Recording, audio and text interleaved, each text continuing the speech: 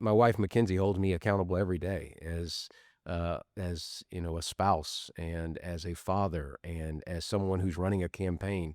She always wants me to put um, that relationship with Christ at the forefront of how I think about issues and how I talk about issues. And I've been grateful for her candor and advice. And so having folks around you that, you know, I uh, I think the adage is you don't want a bunch of yes men around you. You want people that are constantly sort of challenging you to be the best version of yourself. That's Daniel Cameron. I'm Todd Faulkner, and this is Leadership Magnified. As you just heard, a man of deep faith is on the campaign trail right now. He's one of 3 top Republicans vying for the nomination in May's primary to fill Senator Mitch McConnell's seat, who's retiring at the end of his term. His resume also includes serving as the Attorney General of Kentucky for 1 term, and he knows how to make a mean cappuccino or latte. He'll explain that one. Here's my conversation. All right, former Attorney General of Kentucky and now Republican candidate for U.S. Senate, Daniel Cameron. Thank you for being on Leadership Magnified. Todd, thank you for having me, and thanks to the viewers for checking us out. Yeah, we're going to have a good conversation here. Before we get to leadership styles and things like that, for those who might not know, where are you from? Where'd you grow up? Marriage, kids? Tell us a little bit about yourself. Yeah, I grew up in E-Town, Hardin County.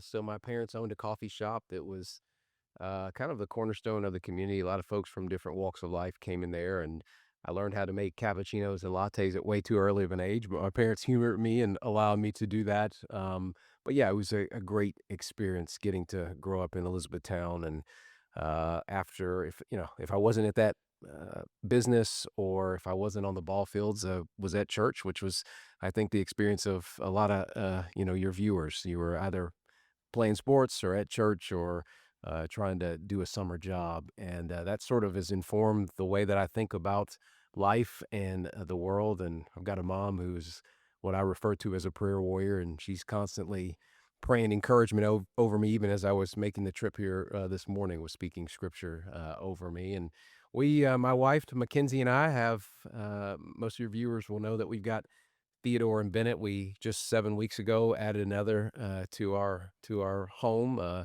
Harrison is again 7 weeks old, and Congratulations. appreciate it. Your viewers know that it's a touch and go whether you get much sleep during that period of time. So that's where we are right now. But we live in Crestwood in Oldham County, and I love our home out there, and I love we're at the end of a little cul-de-sac, and boys like to play out in the backyard, and they've got a little gator vehicle that they drive around and that sort of thing. So it's good. We got a little creek on the back side of the property, so they're always looking for some little critter or something that's in that creek. So Yeah, married with 3 kids. Why not throw in a U.S. Senate round? Why yeah, not? well, I tell people all the time, maybe our timing's not perfect, but the Lord's timing's always perfect. There you go. Let's rewind to when you successfully ran and won Attorney General for Kentucky. In terms of leadership style, how did you operate that office? How would you describe your leadership style in that office? Yeah, well, I ensured that our people had a lot of autonomy to do their job well. So it's obviously broken down into a civil and criminal division, and we had a chief of the civil unit and a chief of the criminal division, and then I had a deputy attorney general that reported directly to me. But I really wanted our people to feel empowered to do their job, and the responsibility was to ensure that whether it was on the criminal side or the civil side, that you had an attorney general's office that was working diligently to ensure justice was being properly administered around this Commonwealth. And I was proud of the work that we did to bring in nearly $900 million to the state to fight the drug and opioid epidemic. Of course, when I ran for attorney general, I talked about what was the public safety challenge of our lifetime, and that was and to some extent continues to be the drug epidemic. But those $900, they're not $900 million are not a magic elixir, if you will, but they are a significant down payment on some of the harm that we've seen across this Commonwealth. And I'm proud of those dollars. And I know Russell Coleman, our current Attorney General, is continuing to bring in more money to the state, and certainly grateful for his leadership as well. Interacting with probably, I suspect, a range of folks in that office, maybe people your own age or people Yeah. younger than you.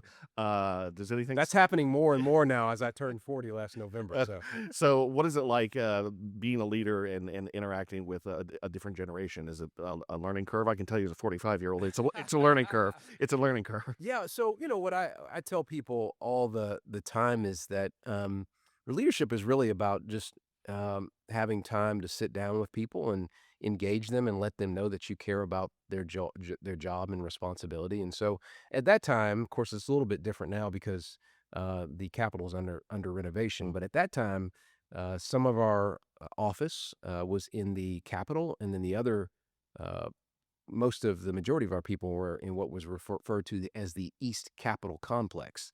And so I tried to do a good job of being in both places and meeting with people regularly that weren't necessarily in that Capitol office because that's where I was primarily. And then we, were able to, because of the kindness of the General Assembly, have some satellite offices around the state. And so we had one over in Marshall County, and we had one in Northern Kentucky, and then we had one in London over in Laurel County and closer to Eastern Kentucky. And so my view was that we needed to ensure that the AG's office was connected to the people, and we weren't just in Frankfurt. And I think what we hoped to do by doing that was ensure that our office was never in a silo, that people could communicate and connect with us in a way that was more than just a phone call. You could actually go into an office in a particular region and have a conversation. And so for me, that was what I tried to model, is to have conversations with people. And sometimes they were older, sometimes they were younger, but I wanted to know more about their job and what they were doing specifically in the office. And yeah, informative to go around, and you pick up information that otherwise you wouldn't have if you were just in your office all Yeah, and the be time. more accessible outside of just Frankfurt, Precisely. if people okay, so let's fast forward to your, Senate campaign. Yeah. You have a staffer here with you. What, He's like a brother to me. We've got a great team. Atlee Smedley, who's over my left shoulder, is, somebody that's been my road warrior, if you will. alright. He's been a road dog for us, so. So how do you as a leader kind of work your campaign? I mean, do is it what you say goes? Is it a conversation? Walk somebody through that wouldn't otherwise know how that works. Yeah, look, we've got a lean and mean machine, so it's really myself, my wife Mackenzie, our campaign manager Nathaniel Hurd. It's Atlee Smedley.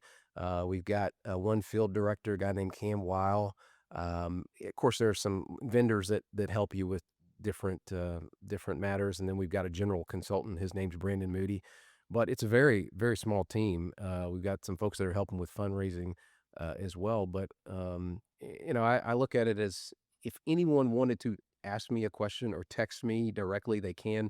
We've got a couple of group texts, Team Cameron staff, Team Cameron strategy, in which we sort of try to talk through different issues. And then we have weekly scheduled video conferences where we try to talk through different issues that might be coming up. But it very much is, ultimately, when you're running for a position, your name is, on the dotted line in terms of running, and so the decisions and responsibilities ultimately fall with me. But it's a collaborative approach, meaning that I have an ideology and a philosophy, and the folks around me try to make sure that we are running consistent with that. And look, the folks that are on the team believe in what we were trying to do in terms of standing firm for the values of Kentucky and running a campaign that is based on ensuring people keep more money in their pocket, make sure that we are energy independent in this commonwealth and nation, make sure we're standing up for our farmers and fighting for constitutional rights. And so everybody on the team is aligned with that mission and wants to run a positive campaign where we are talking about the issues. And so yeah, I think we've got a pretty strong team that we've assembled. You mentioned your parents and your mother. Obviously, there's Mhm. a close relationship there.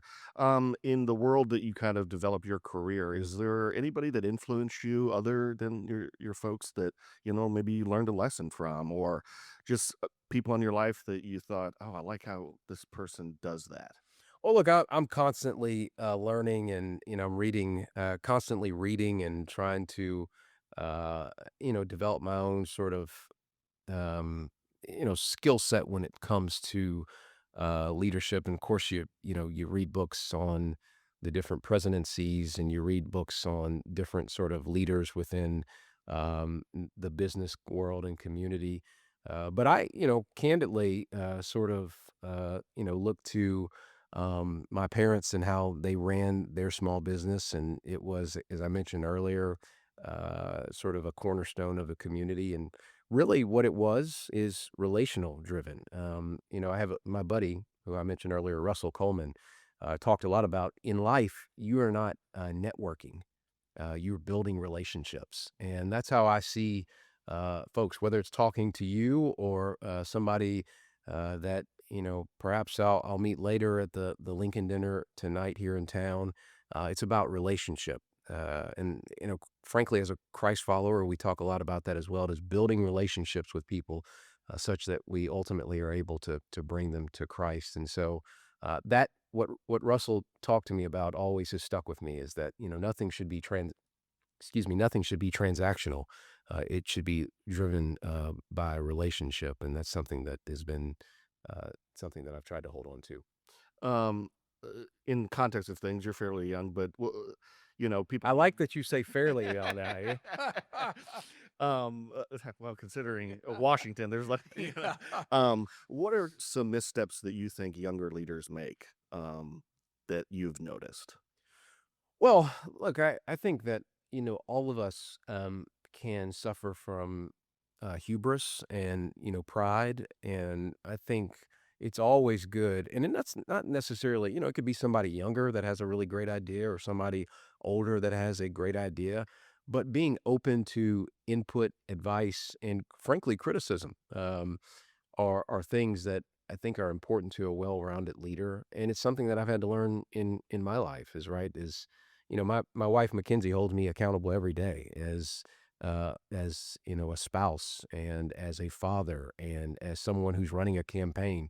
She always wants me to put that relationship with Christ at the forefront of how I think about issues and how I talk about issues. And I've been grateful for her candor and advice. And so having folks around you that, you know, I, uh, I think the adage is you don't want a bunch of yes men around you. You want people that are constantly sort of challenging you to be the best version of yourself. And so that's how I've, tried to conduct myself in professional life, but also as a father, and as a husband. We've got a community group at church that we're constantly talking about accountability and being vulnerable with each other as couples. And how are we getting better, right? And how are we getting closer to Christ and to each other? And so I try to model, those principles in work life too, in terms of leadership.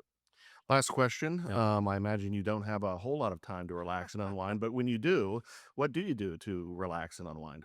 Well, right now, I mean, because we're in the thick of it with a newborn and the two boys. Our oldest is 4, and then our middle is almost 2. He'll turn 2 on May 6th.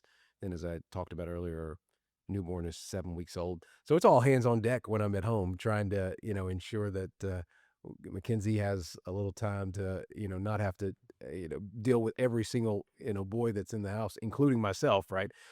So we spend a lot. For instance, yesterday is probably the best example I can give. I was mostly on the trail Wednesday through Saturday night.